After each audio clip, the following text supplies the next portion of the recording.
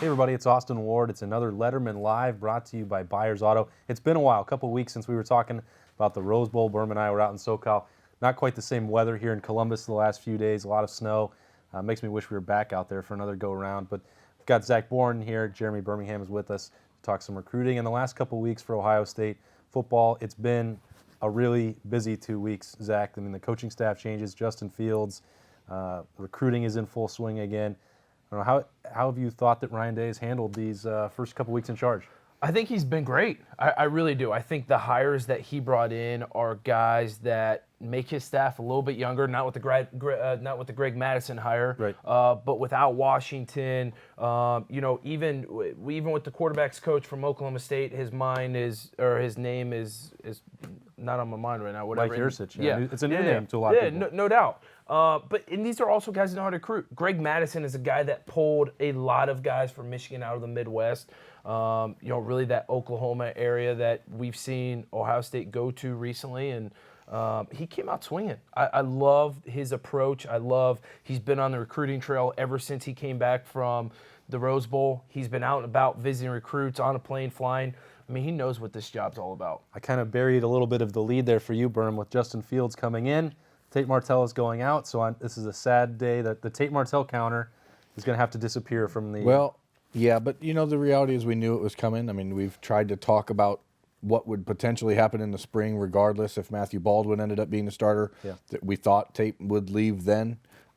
This just sort of, I think, sped up the inevitable. And it is unfortunate that Ohio State now goes into the spring with knowing they have only Chris Chuganoff and Matt Baldwin as available scholarship guys heading into the season. Obviously, still waiting on Justin Fields' waiver to get passed, but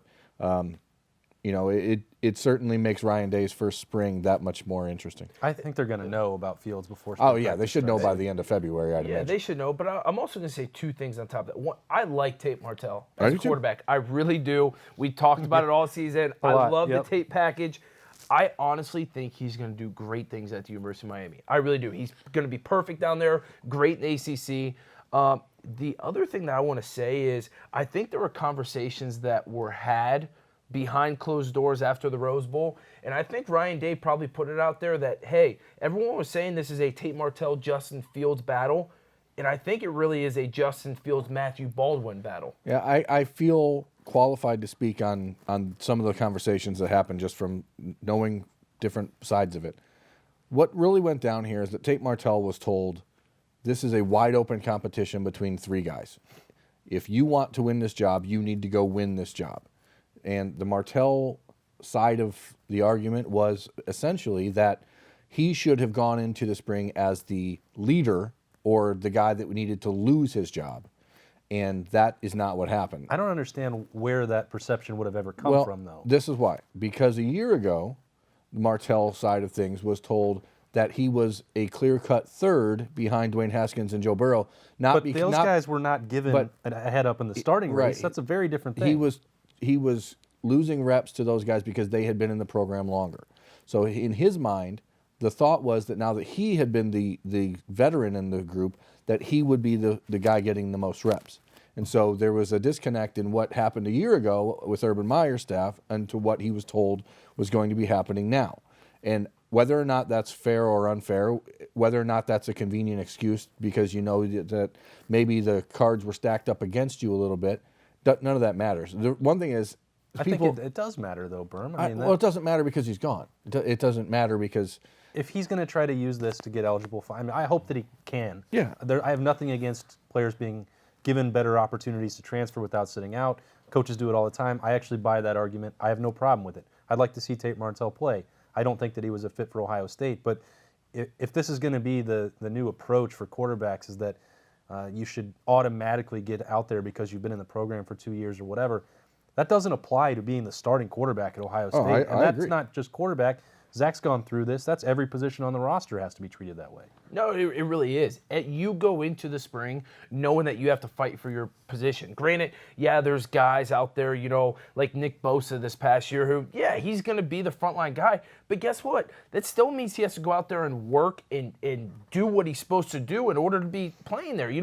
Every spring they tell you, all 11 positions on both sides of the ball and special teams are open. You have to get it. If you were the starter this past year, prove to us why you are still the best man for that job. And it's like that across the board. Yeah, I'm just going to, final thing I'll say on Tate Martell ever on this show. That's not true.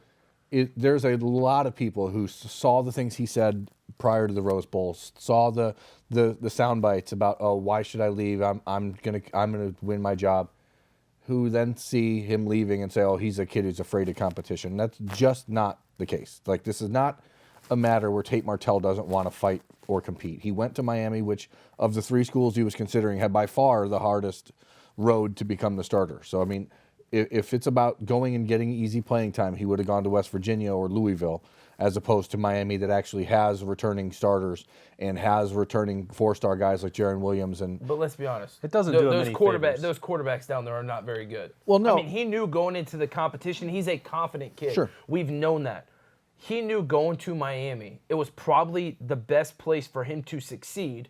But it doesn't mean, from a quarterback competition standpoint, now you see the Kendall kid from Oklahoma going to WVU. I guarantee you that same kid would have went to WVU if Tate wasn't there, or if Tate was there. I think that the Miami makes sense for a number of reasons. First and foremost is Brand Martell gets the best boost at Miami. No doubt. And especially if he doesn't have to play for another year, so he can continue to be a celebrity who never proves it on I the don't field. believe that he's going to get a waiver based on what I know.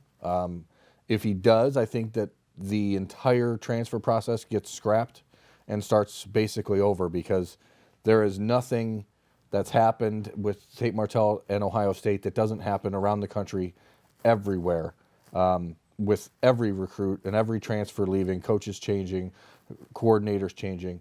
So to me, I don't think he's going to get the waiver, and it gives him a chance to get down there and get acclimated, but I'm sure that'll be frustrating. But the reality is Ohio State's a 3-man job now, and it's basically going to come down to Matt Baldwin and Justin Fields. Yeah, it went from a 3-man race down to 2. I mean, but there is something that you've written about a number of times, Berm, and that's for people who've not seen that here at Lettermen Row. Now that we're on Lettermen Live, brought to you by Byers Auto, you can tell them, Berm, what's the next step here, because Ohio State wants 4 scholarship quarterbacks. Right now they have Justin Fields waiting on the appeal, Matthew Baldwin, who right now would be the starting quarterback until Fields gets that approval. And then you have that competition. And former West Virginia, that school's coming up a lot, Chris Chuganoff, the graduate transfer a year ago. You need a 4th, so where can they find that? Yeah, that's the challenge right now. There's not a lot of big-time quarterback recruits still available. Of the top 50 quarterbacks in the country at the high school level, only 1 is non-committed or not already signed somewhere else, and he's a guy from Louisiana who, number 1, Ohio State doesn't recruit Louisiana. Number 2, he's going to be a wide receiver at the next level anyway. So they're really kind of between a rock and a hard place here. I think they'll look at the grad transfer market again. Who that could be is really up in the air. Nobody had heard of Chris Chuganoff until last August. So they're not looking for a guy that they think is going to come in and win the job. This is about filling numbers and making sure that they have quality depth. But I think with your understanding of the recruiting world, I think they're confident in Jack Miller in 2020. Sure. And maybe even bringing in another quarterback in 2020 to help solidify the quarterback. Yeah, they're going to have to get another 2020 prep quarterback in that class. So that's going to be another toss-up. You see how Jack Miller will respond to that. And Ryan Day's a big fan of his, but numbers alone, because that's going to be likely Justin Fields last year. So they're going to need to find somebody else in that class. But it's the early signing period has really changed how this sort of stuff works, because there's nobody available. The Buckeyes got Matthew Baldwin last year, and it was only because he had been committed to Colorado State, and when they got in on him in November. So if they would have known this was coming in November, they would have already been graduate transfers, the ability to appeal for instant eligibility. I mean, a lot of things have changed about quarterbacks. You look at, the last couple Heisman winners didn't start at their original school where they won that trophy eventually. It's crazy how much things have changed. So when you're even talking about 2020 and Miller and what happens there, I mean, there's only one football. Like, this is going to keep happening. Quarterbacks are going to keep trying to shop themselves around. Kyler Murray doing it, Baker Mayfield doing it. And those guys transferred in conference. I mean, that's something that would never have happened 10 years ago. Yeah, it's pretty wild how that works. Guys just rarely stick it out. I think the situation for Baldwin, you look at Justin Fields, from my experience with the Baldwin family and with Matthew Baldwin himself, if you look at Fields and he gets his appeal approved, he's eligible, you're likely looking at 2 years. I believe strongly that Matthew Baldwin will wait and still have 2 years to start. So Ohio State, from that regard, in the long term, is in pretty good shape at quarterback, even with losing Tate Martell. But there is that uncertainty. It's something of a gamble now. You don't want to rely on the NCAA for Justin Fields. And then if you don't land an impact player on the graduate transfer market, you could be looking at a very thin position group for Ohio State. And that right now, that can't be a very comfortable feeling. Oh no, I don't think they're comfortable from a being thin position. Like with only 2 guys that you can really depend on, I don't think they're comfortable. But from a skill standpoint, I think they were very comfortable. A lot of people don't know Matthew Baldwin, very low recruited guy out of Texas, but everything that I've heard with him being a true freshman this past year and going out and throwing the ball at practice and being able to do things he did, they love him. Especially being a true freshman who was coming back off a torn ACL. Oh, yeah. He had no reason for people to rant and rave about him the way that they have in the last year, and it's always been Matthew Baldwin is the real deal. Yep. So I don't think Buckeyes fans should be concerned if Matthew Baldwin has to be the starter in 2019. No, not at all. Actually, they should be excited. But you still want to have somebody else behind him. So you're an injury away there from the Chug era, and I don't think anyone is really looking forward to that. I may be a fan of that. Be some good T-shirts. Yeah. Chug it up. Yeah.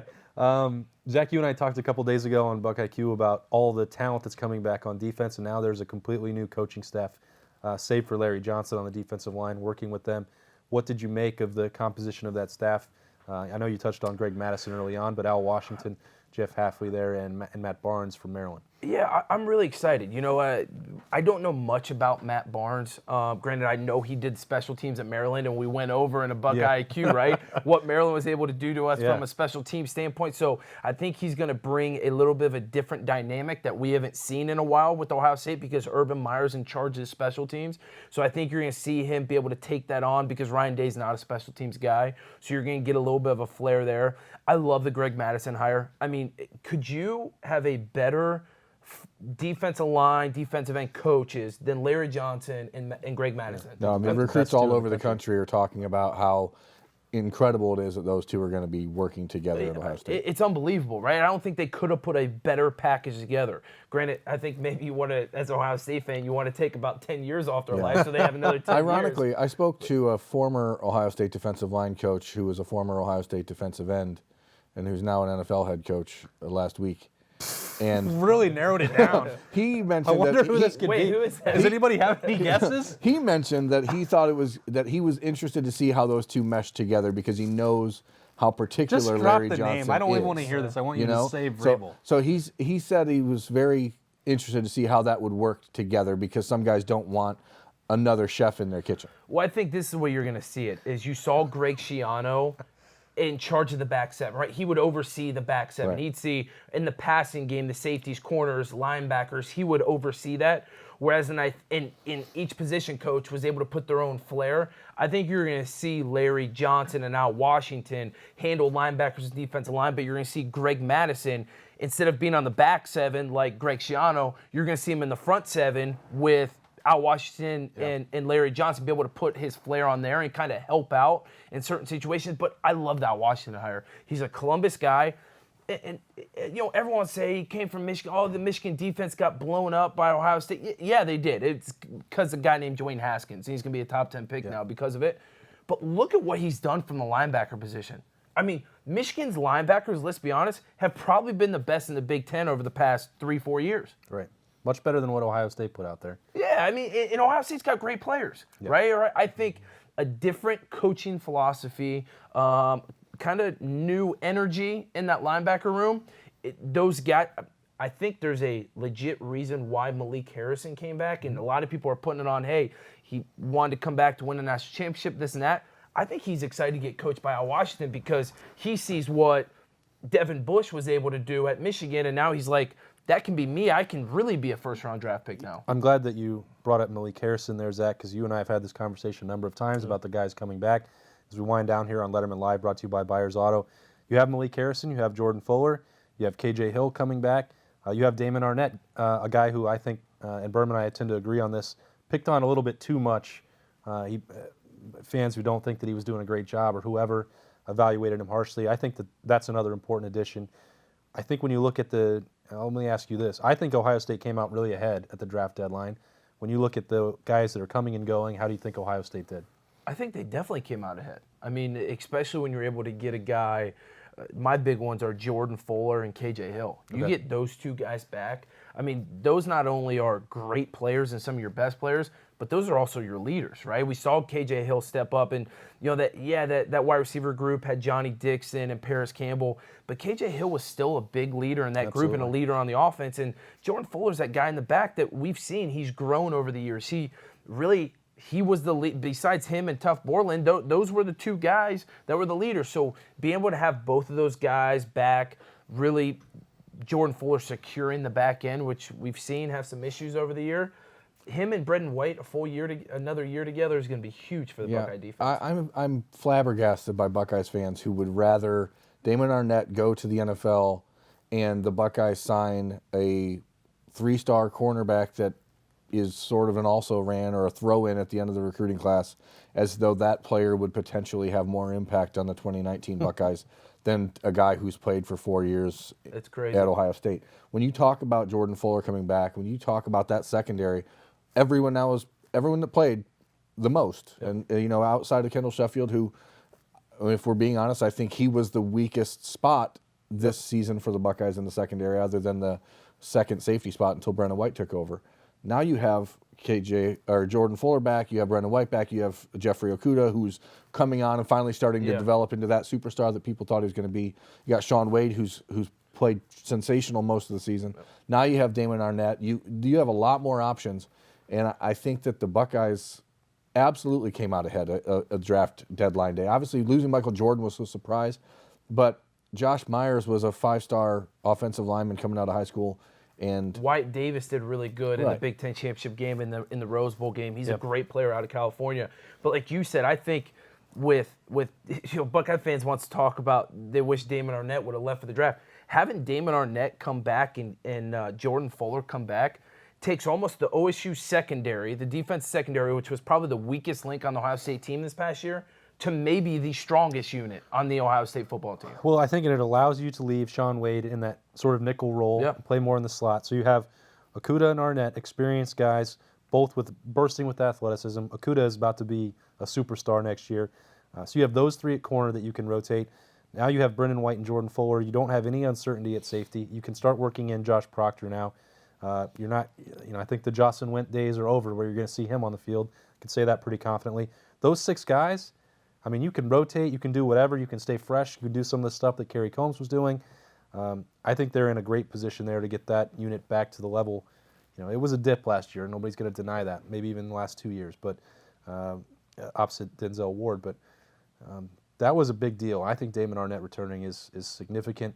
But that's been Lettermen Live, brought to you by Byers Auto, unless the Tennessee Titans have anything they want to add about Tate Martell. I don't think so. Okay. So first off, who was the one that said we were going to have I obviously won the bet of guys that were leaving for the NFL draft. You got me. Is that you? Yeah, okay, I said perfect. 8. I didn't miss it by much. What was the bet? Did I say 7?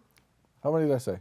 No. I know we talked about up to 10. So how many? What did you said? Like 10. I said up to. I mean, that was the up to 10 was a realistic.